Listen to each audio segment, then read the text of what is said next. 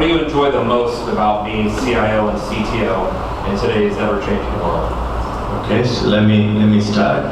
I think the opportunity, just the sheer, the way the technology is transforming, the way you have seat at the table, and also we're also going through a global restructuring program, and part of that restructuring program was also about investing in technology.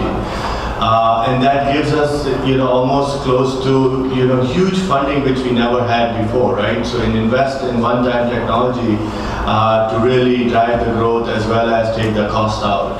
So if you think about, all these things which, IT driving the discussion and being at the center of the business and leading the conversations is something I truly enjoy. And just the ability to just apply technology and make a big difference in a large business globally really excites me. So how about you, Ellen? What excites you? So, it is a great time. It's a great time to be in IT, a great time to be in IT at a tech company. And for me, it is really about not necessarily the role I have. I've had a lot of different roles at TI, but it's the impact that I can make or that I can help my team make. And because I think we've got to focus on that. What is the impact that we can make in our organizations is really probably the thing that I enjoy the most about what I do today.